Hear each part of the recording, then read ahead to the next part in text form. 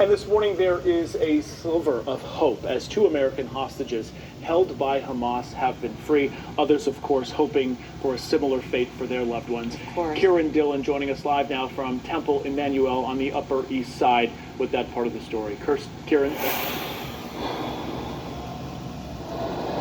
Hi, good morning, Anthony and Kirsten. Yes, so this morning we are hearing from the family members of those 2 American hostages who have now been freed.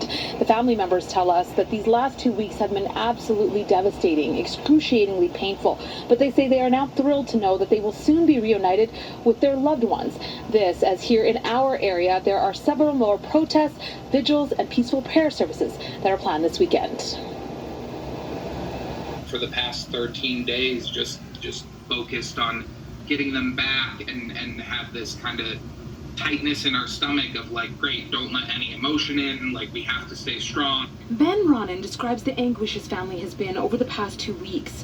His stepmom Judith and sister Natalie were freed Friday after being held captive by Hamas militants during the ongoing war with Israel and Hamas.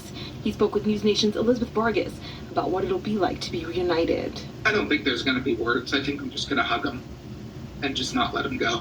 I don't think there are words to describe the emotions that we're going to be feeling. For days, New Yorkers have flooded the streets demanding the safe release of hostages, including Thursday in Times Square. Friday evening, interfaith clergy joined together for Shabbat service at Temple Emmanuel on the Upper East Side to pray for peace. The Jewish community by itself can't shoulder the responsibility of defending Israel's right to protect its people, its need to protect its people. We need other voices of moral leadership in the community to be able to speak that truth too. Meet in Gillibrand's office demanding Congress call for an immediate ceasefire in the region as the war intensifies.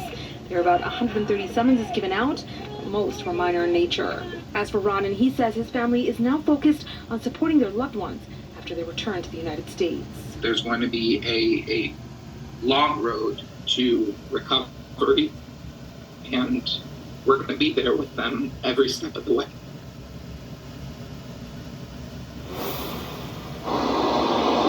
So ever since the beginning that since this war broke out, there have been protests, peaceful prayer services, and vigils in our area. This weekend is no different. Tomorrow in Nassau County, there will actually be a candlelight vigil being held at the Holocaust Memorial and Tolerance Center of Nassau County. That's again a candlelight vigil, and we are expecting there to be hundreds of people in attendance. And the goal of this candlelight vigil is to speak out and show solidarity with Israel. That is the latest on the Upper East Side. Kiran, Dhillon, 611 News. So many families hoping for a similar result. Kiran, thank you. And this morning, a mother's agony. She is separated from her kids by war.